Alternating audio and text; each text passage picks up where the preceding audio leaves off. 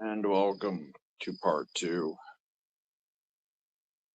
It is windy in Florida tonight, but it's definitely a sunny day tomorrow in Michigan. Congratulations to the Wolverines, who are your national champions. And I believe 24 hours ago I called that. Uh, Smiling because of my prediction, but I wanted UConn to win. But just jumping on to do a little bit of a wrap up here on the NCAA basketball season for 2025. Man, what a night for the Wolverines, even with an unhealthy Yaxel. Just an atrocious night of shooting from both teams, but enough to get it done for Michigan. I mean, they were in a fight to the very end, and I credit UConn for sticking it out until the very end. Unbelievable that they out rebounded them offensively 22-12. Shooting was not that bad, honestly. They in comparison to Michigan, but uh, not enough tonight. And Michigan gets their first title in 37 years. I don't know if this one was as close as the score indicates, because Michigan really struggled but didn't have a healthy Axel and still were up by 7 or more most of the game. I don't know what you say, but for the second year in a row, do I count it as predicting the champion correctly, even though I picked Arizona on my bracket? I don't know about that, but yeah, congratulations, man. I'm just a random guy who started a sports podcast, used to work at ESPN radio, but even with basketball not being my main sport, I feel like I'm decent at predicting these things, because the first bracket I ever filled out, I remember I would have perfectly predicted the Final Four had I have not switched one team, I remember. And ever since then, I feel like I've filled out a bracket, even if I really didn't care. I mean, Miami 2023, when they were in the Final Four, I remember just being like, okay, I don't really care that much that Miami is here, because I was so spoiled with them for years in football. But Michigan, I mean, they deserve it, and this tournament really got me interested. I think last year I was involved because Florida is the Gators are the closest team to me where I live at in northern Florida. But I don't know what you say. I mean, UConn just had so many chances and they didn't get it done when it came to the big men. They were out hustled in almost every area. I mean, the free throw shooting was not too bad, 75%, but the just the field goals they were not hitting. And at one point Michigan hit 20 straight free throws. That's just, come on. That is how you win championships, and they had to have everybody be dead on to get this win, and they got that. So I credit them for just being very well coached, playing complete ball out there. And I mean, really, the Big Ten, what do you say about next year? Because I don't know if there's a clear front runner with Boozer being, just all the shakeups that are going to happen with a couple of big name teams.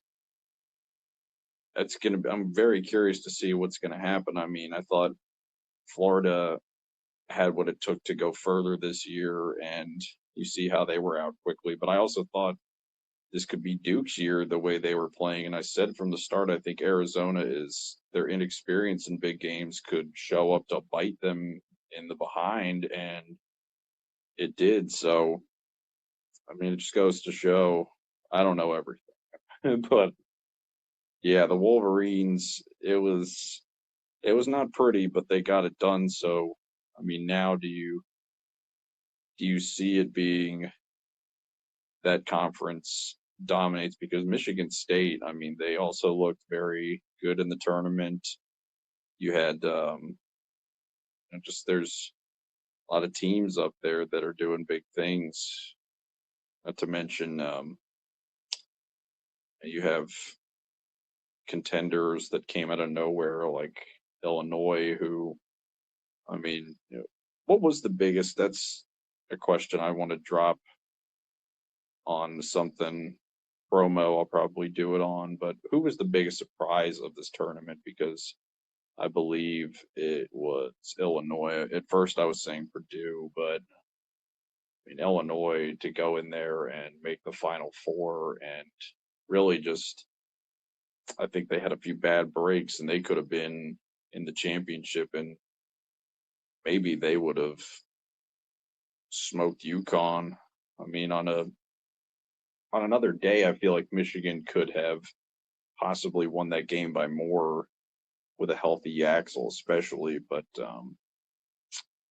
that's the way it rolled tonight. And UConn trying to become a dynasty, they don't have to hang their heads for long because UConn, they won a championship in 2011 when I was in high school. So, I mean, how much are they really suffering tonight? Congratulations to Dan Hurley for taking that team as far as he did. I just, as a fan of a completely separate school, this game had me very intrigued from start to finish, and I didn't have the time to sit there and watch it from start to finish, but most of it because I was getting ready to take somebody to the airport very early, and it was every time I looked, like, man, UConn is they're somehow still in this. I was getting ready to turn it off at one point almost because I'm thinking like Michigan has got this in the bag, and I mean, to hit that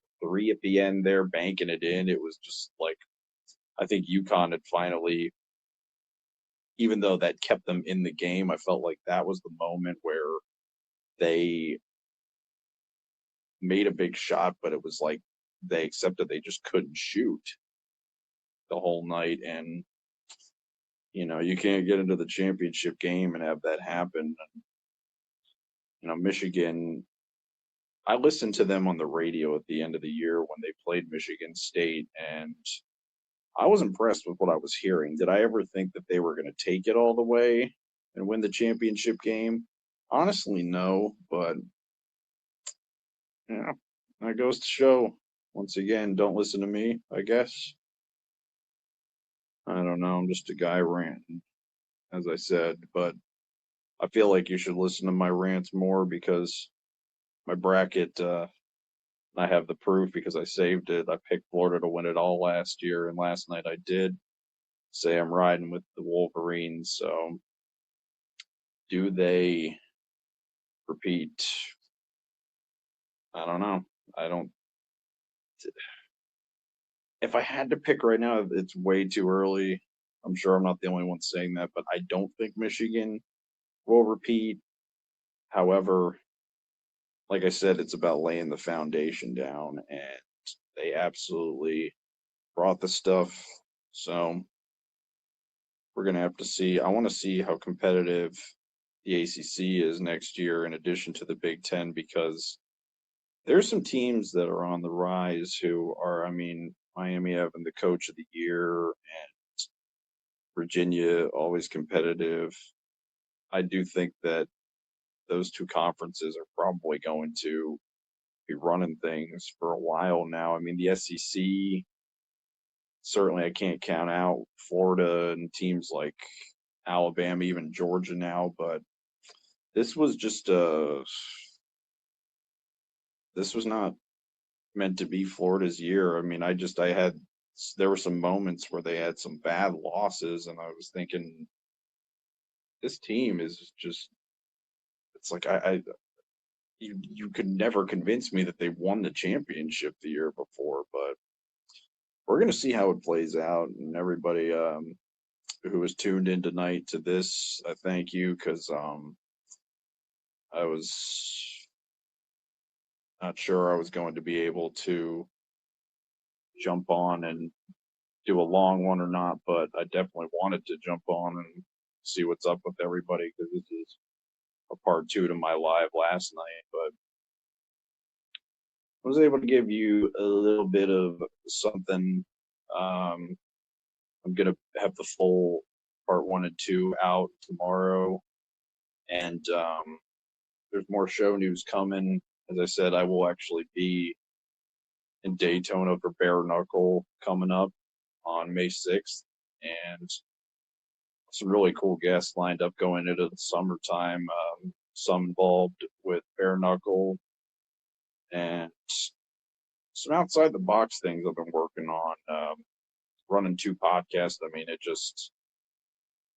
it takes it out of you, but I wouldn't have it any other way, because if there's something that I can rant on all day, I think, besides comedy and movies and, well, stocks and politics, do I really want to do that continuously unless I'm getting paid? It's sports. Sports is something that I just don't get tired of, and I think I have my girl tired of it, but I've gotten her to understand that I just can't get it out of my DNA. But I'll be going to, there's some baseball games that I'm going to be at coming up for the end of the season, as well as going into the postseason. I have some plans to do some coverage for local teams in Florida and it's like Virginia as well. Do some more coverage for, which, if you haven't checked out my articles, I post them almost every week. Not just my blog Cage Chats, which is a combat blog where I interview fighters, but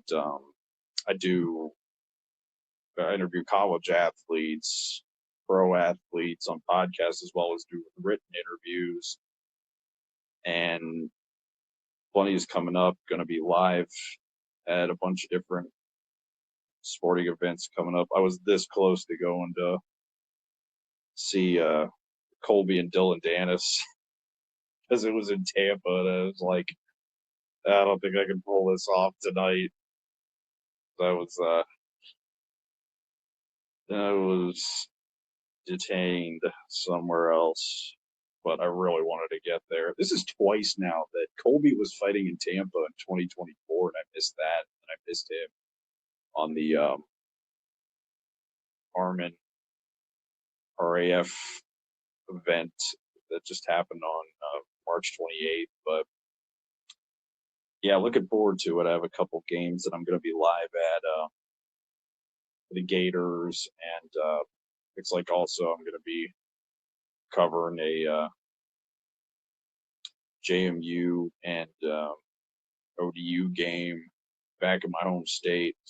Definitely looking forward to that. And guys, make sure you tune in to all of this, which the info is posted on here, the post section. It's on my Facebook as well as my Instagram.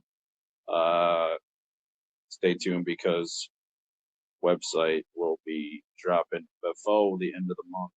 And congrats once again to Michigan. I am sorry to my buddy who is a diehard Buckeyes fan. You not only lost to my team in football, who you have relentlessly ripped on for decades, but Michigan just won the title in basketball. No, but they deserved it, man. Even with that night of shooting, that's a complete team effort right there, and that's why they're champs, guys. So we'll see who takes it next year.